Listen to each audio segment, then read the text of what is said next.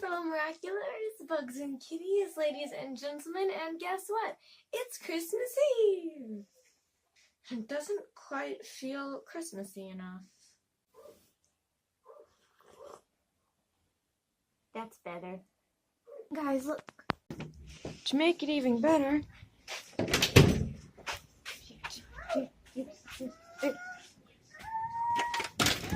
it's snowing!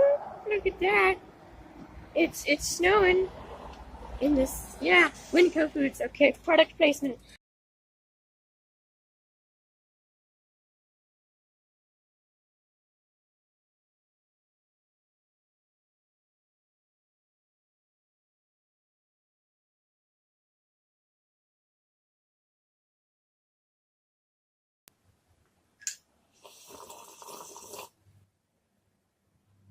I wonder if this is a fire hazard.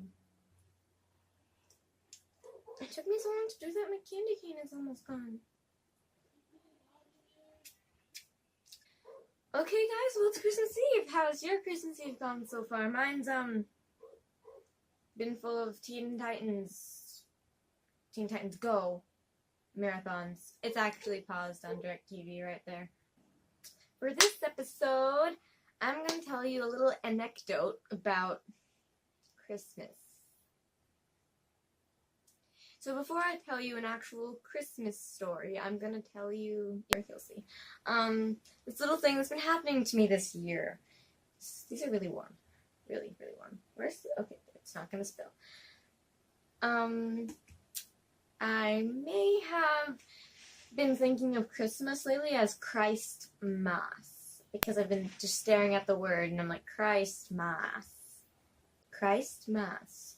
Did you know in Spanish, Mass means more, which means Spanish Christmas would be more Christ, which means that this year I've been thinking about a satanic cult where they're trying to resurrect Christ and they're going, Christ Mass, Christ Mass, Christ Mass. Yeah, I have no life. And I'm just wondering if that's a thing, because would it really be a cult if it was about Christ? But if they're trying to resurrect him, then it is a cult, but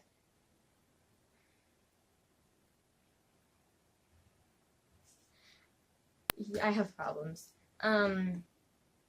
Yeah. This is what I do with my life. So, incidentally, I've been spelling Christmas lately like this. Christ Mass with a capital C and capital M. Help.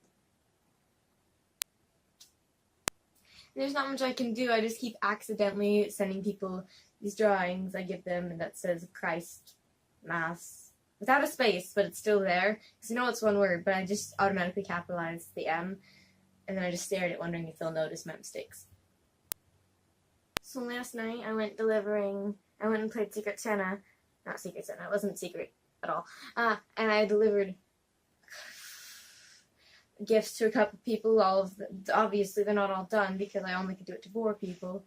I don't only have 4 friends, guys.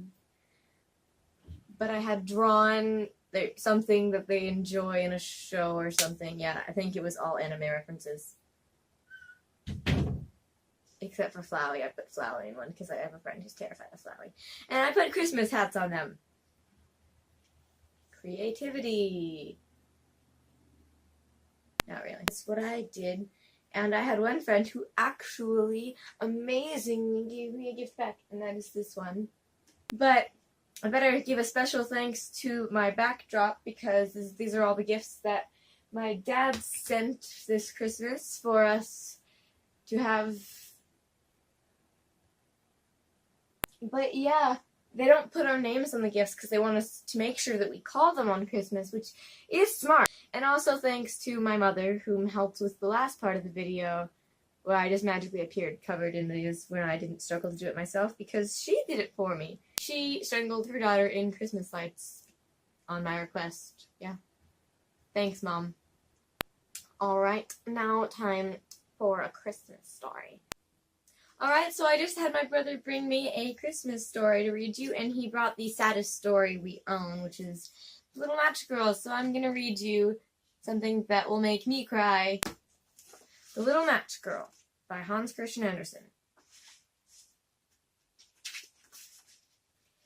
It was late on a bitterly cold New Year's Eve. The snow was falling. A poor little girl was wandering in the dark, cold streets. She was bareheaded and barefoot. She had of course had slippers on when she left home, but they were not much good, for they were so huge. They had last been worn by her mother, and they fell off the poor little girl's feet when she was running across the street to avoid two carriages that were rolling rapidly by. One of the shoes could not be found at all, and the other was picked up by a boy who ran off with it, saying that it would do for a cradle when he had children of his own.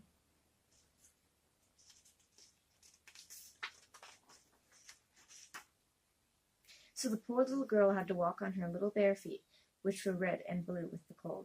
She carried a quantity of matches in her old apron, and held a packet of them in her hand. Nobody had bought any from her during all the long day, and nobody had even given her a copper. The poor little creature was hungry and perishing with cold, and she looked the picture of misery.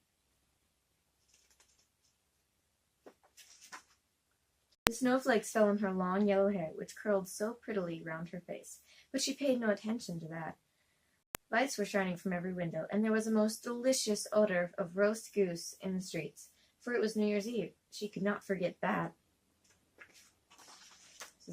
She found a corner where one house projected a little beyond the next one, and here she crouched, drawing up her feet under her, but she was colder than ever. She did not dare to go home, for she had not sold any matches and had not earned a single penny.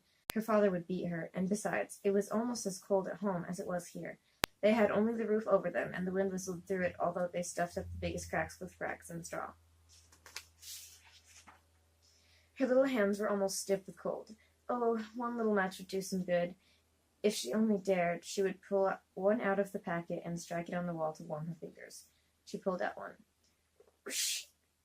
How it sputtered and blazed! It burnt with a bright, clear flame, just like a little candle, when she held her hand round it. Now the light seemed very strange to her. The little girl fancied that she was sitting in front of a big stove with polished brass feet and handles. There was a splendid fire blazing in it and warming her so beautifully, but what happened? Just as she was stretching out her feet to warm them, the flame went out, the stove vanished, and she was left sitting with the end of the burnt match in her hand. She struck a new one. It burnt, it blazed up, and where the light fell upon the wall, it became transparent like gauze, and she could see right through it into the room. The table was spread with snowy cloth and pretty china. A roast goose stuffed with apples and prunes was steaming on it, and what was even better, the goose hopped from the dish with the carving knife sticking in its back, and waddled across the floor. It came right up to the poor child, and then the match went out, and there was nothing to be seen but the thick black wall.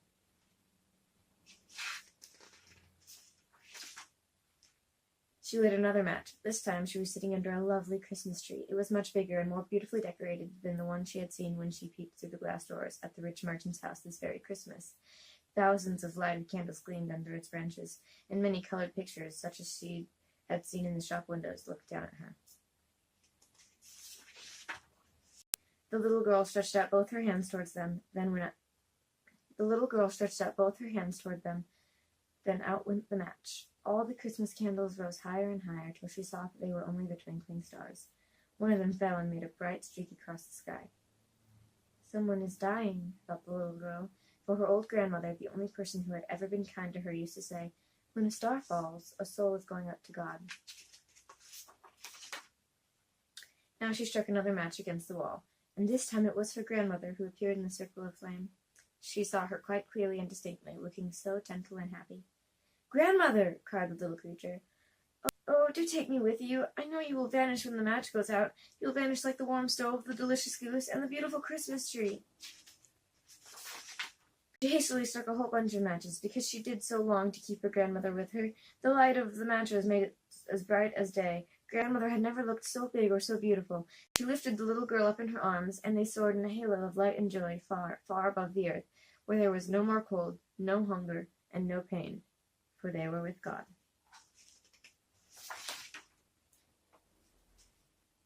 In the cold morning light, the poor little girl sat there, in the corner between the houses, with rosy cheeks and a smile on her face. Dead. Frozen to death on the last night of the old year. New Year's Day broke on the little body still sitting with the ends of the burnt-out matches in her hand. She must have tried to warm herself, they said.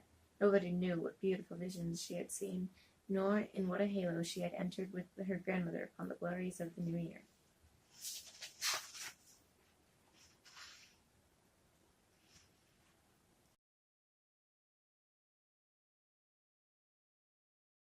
I'm not gonna cry.